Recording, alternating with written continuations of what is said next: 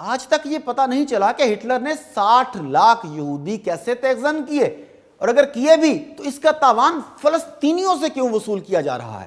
ایک طرف ہولوکاسٹ کا واویلا اور 60 لاکھ کا جادوئی جھوٹا فگر۔ یہودی کتب میں فلسطین کو بلند مقام کہا گیا ہے، چنانچہ عالیہ کا مطلب بلندی کی طرف چڑھنا ہے اور یریدہ کا مطلب بلندی سے اترنا ہے۔ یہ یہودی مشکلات کا سامنا کرنے سے کتراتے ہیں اور ہمیں ان کے لیے مشکلات پیدا کرنی ہیں۔ کہ یہودیت اور صہیونیت میں جو فرق ہے، اس کے مطابق چند لاکھ صہیونیوں نے ملینز یہودیوں کو بھی یرغمال بنایا ہوا ہے۔ السلام علیکم ناظرین، یہ بات حیران کن ہے کہ اسرائیل، جس کا قیام یہودی لابی کی مرہون منت ہے، مسلسل حالت جنگ میں ہے۔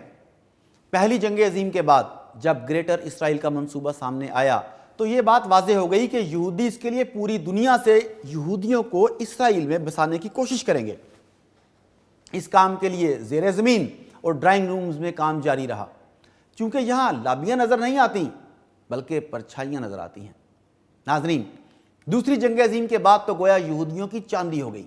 ایک طرف ہولوکاسٹ کا واویلا اور 60 لاکھ کا جادوئی جھوٹا فگر، اور دوسری طرف برطانوی مکاری۔ ان عوامل نے فلسطینیوں کے لیے اپنی سرزمین سے جبری بے دخلی اور یہودیوں کی شیطانی چال پر مہر ثبت کر دی۔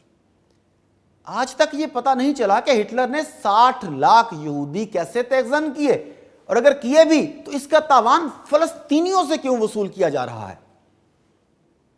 سوچئے، انبیاء کی سرزمین، جسے امن کا گہوارہ ہونا چاہیے تھا، جہاں مسلمان، یہودی اور عیسائی امن و سلامتی کی عظیم مثال قائم کرتے، یہودی لابی کی وجہ سے خون میں ڈوبا ہوا ہے۔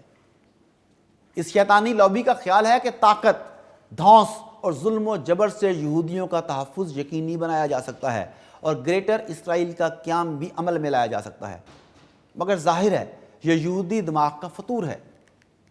ناظرین، تاریخ کا پہیہ جب الٹا چلانے کی کوشش کی جائے تو اس کے نتائج بڑے خوفناک ہوتے ہیں۔ انسانی تاریخ گواہ ہے کہ قدرت اپنے انتظام سے اس دنیا کو چلاتی ہے۔ اس انتظام میں قدرت والے نے انسان کی حدود کو متعین کر چھوڑا ہے، لیکن جب حضرت انسان اپنی مصنوعی کاوشوں سے مخلوق کی بجائے خالق کا کردار ادا کرنے کے لیے فرعون بن بیٹھتا ہے اور قدرت کے انتظامات میں دخیل ہوتا ہے، تو برآمد ہونے والے نتائج کو سمیٹنا اس کے بس میں نہیں رہتا، اور ایک طبقے کے غلط فیصلوں کے باعث آنے والی نسلیں ایک عرصے تک مصائب و آلام اور بد امنی اور بے چینی کا شکار رہتی ہیں۔ اسرائیل کی ریاست کا تجربہ اسی قبیل سے تعلق رکھتا ہے۔ جس قوم کو اس کی بدعمالیوں اور ناشکریوں کی پاداش میں مغضوب قرار دیا گیا، بدقسمتی سے جب دوبارہ وہ اپنی طاقت کو مجتمع کرنے میں کامیاب ہوئی تو بھی سرکشی سے باز نہ آئی، اور اس کی قیمت آج انسانیت ادا کر رہی ہے۔ اسرائیل نے غزہ سمیت پورے فلسطین میں قتل و غارت گری اور تباہی و بربادی کی جو اندھیر نگری بپا کر رکھی ہے، اس کے نتیجے میں ہونا تو یہ چاہیے تھا کہ فلسطینی اپنا وطن چھوڑ کر ہجرت کر جاتے، لیکن اس کے برعکس تاریخ کے پہیے کی الٹی حرکت سے نتائج بھی الٹے مرتب ہو رہے ہیں، اور اسرائیل کی ریاست سے بزدل یہودیوں کا بہت زیادہ کثرت سے انخلاء جاری ہے۔ یہودیوں کی ہاں اسرائیل کو چھوڑنے کے لیے یرائدہ کی اصطلاح استعمال ہوتی ہے، جبکہ اس کے مقابلے میں اسرائیل کی شہریت اختیار کرنے والوں کے لیے عالیہ کی اصطلاح رائج ہے۔ یہ دونوں عبرانی زبان کے الفاظ ہیں اور توراۃ اور تالمود کے ساتھ ساتھ یہودیوں کی فقہ کتب میں بھی بکثرت استعمال ہوئے ہیں۔ یہودی کتب میں فلسطین کو بلند مقام کہا گیا ہے، چنانچہ عالیہ کا مطلب بلندی کی طرف چڑھنا ہے اور یریدہ کا مطلب بلندی سے اترنا ہے۔ صہیونیت میں یریدہ کی مذمت کی جاتی ہے اور اس کو مذہبی لحاظ سے ایک مکروہ فعل گردانا جاتا ہے، چنانچہ اسرائیل چھوڑنے والوں کو یوردم کہا جاتا ہے، یعنی نیچے اترنے والے، اور اسرائیل کی شہریت اختیار کرنے والوں کو اولم کہا جاتا ہے، یعنی بلندی کی طرف چڑھنے والے۔ اسرائیل نے اس مقصد کے لیے باقاعدہ قانون سازی کر رکھی ہے، اور ہلاخا نامی قانون اسرائیلی شہریوں کے اسرائیل سے نکلنے کی راہ میں مزاحم ہے۔ ناظرین، ان تمام اقدامات کے باوجود مصنوعی طور پر آباد کیے گئے یہودی غیر ملکیوں کو اسرائیل سے نکلنے سے کوئی نہ روک سکا، اور وقت کے ساتھ ساتھ یہ تعداد بڑھتی چلی جا رہی ہے۔ بین الاقوامی میڈیا میں یہ خبریں تواتر سے چھپ رہی ہیں کہ صہیونی قیادت جو سہانے خواب اور سبز باغ دکھا کر یہودیوں کو پوری دنیا سے سمیٹ کر اسرائیل میں کھینچ لائی تھی۔ اسرائیلی افواج کے ظلم و ستم اور وحشت و درندگی نے ان سہانے خوابوں کو شرمندہ تعبیر نہیں ہونے دیا، اور ہزاروں سال زندہ رہنے کے حریص، سونے چاندی اور دھن دولت کے پجاری آئے دن کی گھن گرج سے تنگ آ کر اب یہ یہودی مقدس سرزمین چھوڑنے پر مجبور ہیں۔ جی ہاں، یہودیوں کی ڈیموگرافی چینج کرنے کی سازشوں کے باوجود یہودی بزدلی اور جاہ طلبی ان کی راہ کی رکاوٹ بنی ہوئی ہے۔ ناظرین، انسانیت دشمن یہودی لابی کی سازشوں سے 1948 میں قائم ہونے والی ناجائز اسرائیلی ریاست 1951 تک کے مختصر ترین عرصے میں کم و بیش 7 لاکھ غیر ملکیوں کو اپنی شہریت دے چکی تھی۔ اسرائیل کے حالات دیکھ کر 10% لوگ تو فوراً ہی واپس بھاگ گئے، اور 1953 سے عالمی مہم جوئی کے باوجود غیر ملکی یہودیوں کی آمد کلیتاً بند ہو گئی۔ رپورٹس کے مطابق 1970 کی دہائی میں یہ تعداد بہت زیادہ ہو گئی، اور یہودی اپنی ہی حکومت اور ریاست پر بے پناہ تنقید کرتے اور ملک چھوڑ کر فرار ہو جاتے۔ 1980 تک یہ تعداد اتنی بڑھ گئی کہ اسرائیلی نائب وزیر اعظم سمحا ایرک اور خفیہ ایجنسی کے سربراہ شموئیل لاہس نے مل کر تحقیقات کا آغاز کیا، جس کے نتیجے میں لاہس رپورٹ کے مطابق صرف امریکہ ہجرت کر جانے والے اسرائیلی یہودیوں کی تعداد 3 سے 5 لاکھ کے درمیان تھی، اور وہ زیادہ تر نیو یارک اور لاس اینجلس میں مقیم تھے۔ 1982 کی اسرائیل لبنان جنگ اور 1983 کے اسرائیلی بینک اور اسرائیلی سٹاک ایکسچینج کے بدترین بحران نے یہودیوں کے انخلا میں اہم کردار ادا کیا۔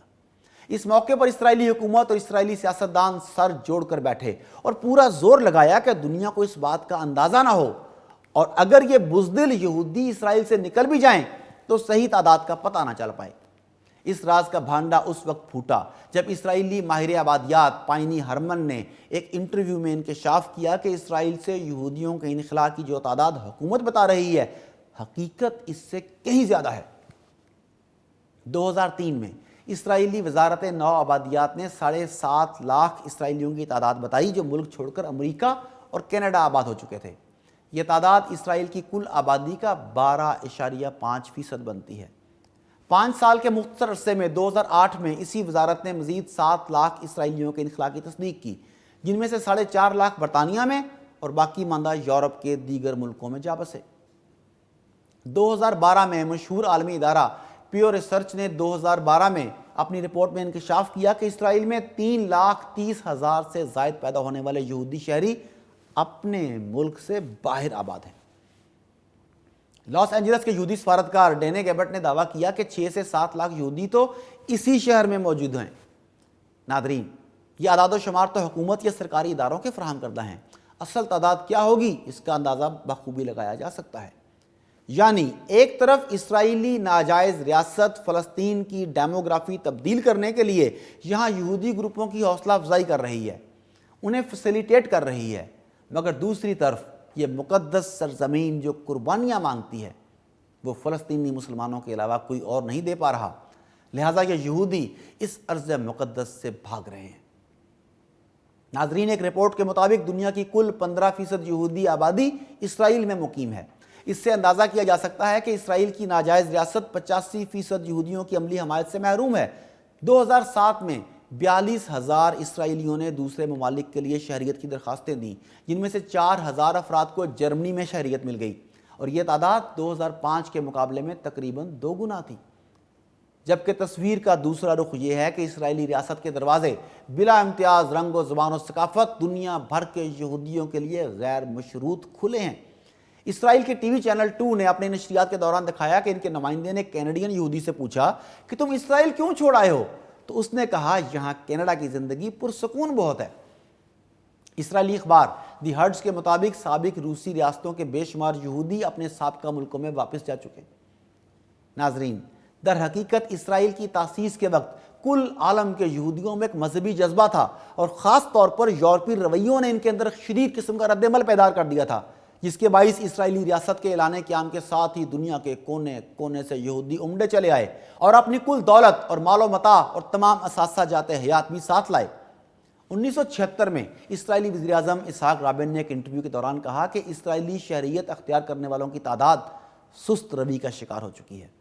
انہوں نے اپنے انٹرویو کے دوران بتایا کہ پہلے یہ صرف خواب تھا کہ اسرائیلی سرزمین پر پیدا ہونا کتنی بڑی سعادت ہے، لیکن یہاں بسنے والے یہاں کی مشکلات کا مقابلہ نہیں کرنے پائے اور انہوں نے نئے آنے والوں کو اپنے اندر جذب بھی نہیں ہونے دیا۔ ناظرین، اس کا مطلب یہ ہوا کہ یہ یہودی مشکلات کا سامنا کرنے سے کتراتے ہیں اور ہمیں ان کے لیے مشکلات پیدا کرنی ہیں۔ ایک سروے رپورٹ کے مطابق اسرائیلیوں کے ملک چھوڑنے کی سب سے بڑی وجہ آئے روز جنگ و جدل ہے جو اسرائیلی فوج اور فلسطینی مسلمانوں کے درمیان جاری رہتی ہے، اور عالمی خبروں میں اسرائیلی مظالم کا ذکر بھی ہونے لگ گیا۔ میناچرم بیگن ہیریٹیج سینٹر نامی ایک اسرائیلی ادارے کے مطابق 59% اسرائیلیوں نے مختلف ممالک کے سفارت خانوں میں شہریت حاصل کرنے کے لیے درخواستیں دے رکھی ہیں۔ اسرائیلی سفارتی عملے کا متعلقہ ملک میں شہریت حاصل کرنا یہ تو ایک عام سی بات بن چکی ہے۔ خاص طور پر 14 سے 18 سال کی عمر کے نوجوانوں میں یہ عام تاثر ہے کہ اسرائیل رہنے کے قابل ملک نہیں، اور اس نسل میں مایوسی تیزی سے پھیل رہی ہے، جبکہ دوسری طرف فلسطینی ڈٹے ہوئے ہیں۔ اس سے صاف دیکھا جا سکتا ہے کہ اس ناجائز ریاست کا مستقبل انتہائی مخدوش ہے۔ ناظرین، سمجھنے کی بات یہ ہے کہ یہودیت اور صہیونیت میں جو فرق ہے، اس کے مطابق چند لاکھ صہیونیوں نے ملینز یہودیوں کو بھی یرغمال بنایا ہوا ہے۔ ان صہیونیوں کا گریٹر اسرائیل کا خواب اپنی جگہ، صہیونیوں کے بدترین مظالم اپنی جگہ، سازشیں قتل و غارت گردی اپنی جگہ، لیکن یاد رہے کہ بے ساکھیوں کے سہارے کھڑی یہ ریاست اپنے انجام کو ضرور پہنچے گی۔ جنوبی اسرائیلی ریاست کے وہ حصے جو غزہ کے جوار میں واقع ہیں 7 سے 40 کلومیٹر دور تک آبادیوں سے خالی ہو چکے ہیں، اور وہاں سے بھاگ جانے والے یہودیوں کی تعداد کا اندازہ صرف اس بات سے لگایا جا سکتا ہے کہ غزہ کے نہتے مسلمانوں کے خوف نے انہیں اپنے ملک میں جہاں ان کی فوج موجود ہے چوہوں کی طرح محصور کر رکھا ہے۔ اس کی وجہ یہ ہے کہ فلسطینیوں کے دل سے موت کا خوف کب کا نکل چکا۔